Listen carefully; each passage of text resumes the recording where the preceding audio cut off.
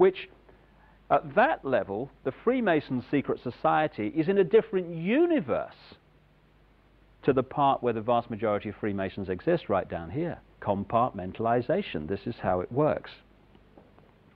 So every one of these institutions that control the direction of the world and our daily lives is a pyramid. The banking system is a pyramid. You go into the local bank, the person you meet across the counter won't even know what's going on in the bank manager's office behind them, let alone what's going on at board level and higher. So the banking system is a pyramid going to a peak. The intelligence agency network in the world is a pyramid going to a peak.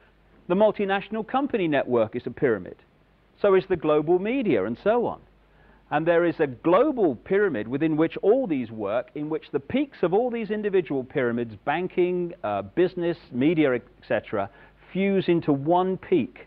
And up there, it's speculated by many people, there perhaps may be no more than 13 families, 13 people at the peak, pervading down through these different levels the same basic policy, which is pushing the world towards more and more centralization of power.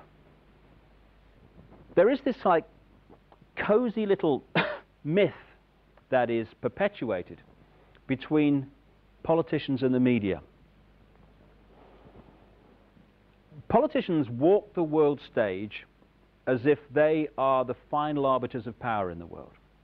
So when a president speaks, the cameras run and it's flashed around the world, prime ministers and such like.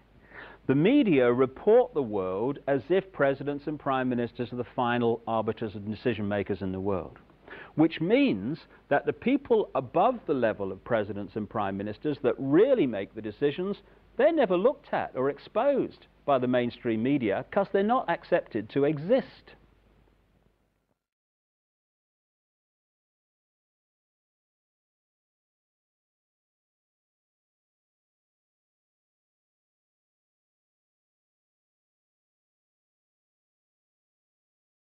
Well, I was in the FBI for 27.5 years, and at the time of my retirement in 1979, I was the senior special agent in charge of the FBI Los Angeles office.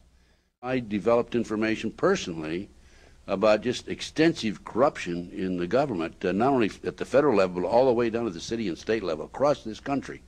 I have information about corrupt judges, corrupt law enforcement, prosecutors, county officials, judges. It involves drugs, involves pornography, involves prostitution, it involves the cults, pedophilia. The bottom line is to take over the country and the world. For what, though? Power, greed. This goes back over 200 years, back to 1776, with the establishment of an organization known as the Illuminati. And if your listeners don't know what the Illuminati is, they need to run down to the library and look it up and do some research, because on May the 1st, 1776, a fellow named Adam Weishaupt, German, set forth 25 goals at the request of the Rothschild group that they needed to initiate in order to take over the world. We're talking about destroy the sovereignty of countries and destroy religions. And that's where it really started in modern day. And right today, believe it or not, and we have the documentation for this, we are probably 90%, their goals have probably been filled at the great rate of about 90%. This Illuminati, this group who called themselves the Enlightened Ones, had gained positions of power through control of the banking system. The Illuminati was founded on May 1st, 1776, by Adam Weishaupt, a professor at Ingolstadt University. Weishaupt obviously had been a serious student of the occult, for many of its bizarre features and symbols were incorporated into his organization. Weishaupt had been active in the Masonic lodges of Germany, and found in them the perfect vehicle for recruiting into his secret order, which he described publicly as the highest level of Freemasonry. The Illuminati was formally incorporated into the Masonic lodges at the Congress of Wilhelmsbad in 1780. There were 8 conspiratorial rings within rings, advancing from the outermost novice inward to Rex, or king. The king, of course, was Weishaupt himself, who had adopted the code name Spartacus.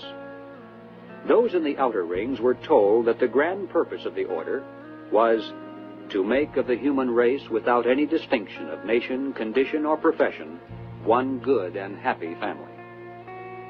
But by the time the member had advanced to the level of presbyter, or priest, his oath of absolute secrecy and obedience had become deadly serious. Only then was he allowed finally to see the ultimate goal of the order. It was the destruction of all religion and the destruction of all independent governments, replaced by a new world order, a world government ruled from behind the scenes by the illuminated ones.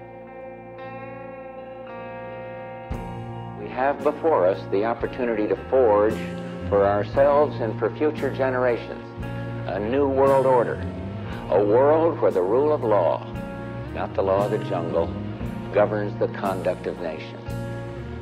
When we are successful, and we will be, we have a real chance at this new world order, an order in which a credible United Nations can use its peacekeeping role to fulfill the promise and vision of the UN's founders. I call upon all states to join ranks in order to found the new world order of the 21st century.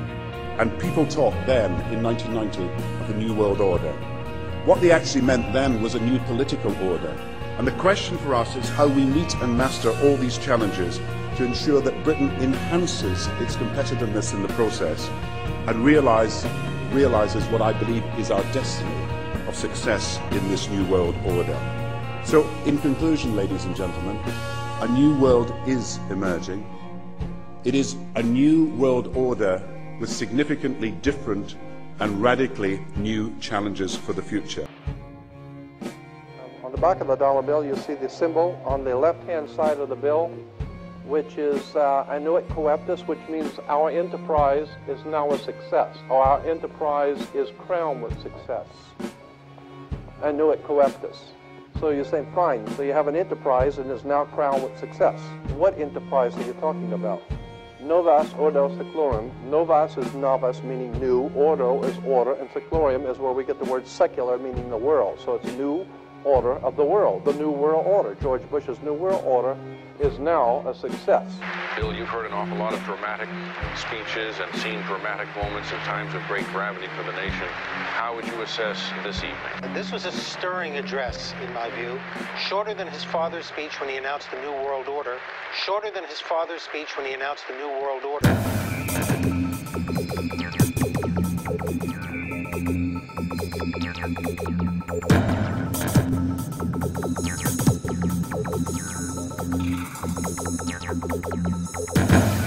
1934 is when the Federal Reserve actually finally took total control of the United States monetary system, and that's when they said it is now a success, because this is a symbol, this is an emblem of a secret society of Freemasons called the Illuminati, the German Bavarian Illuminati.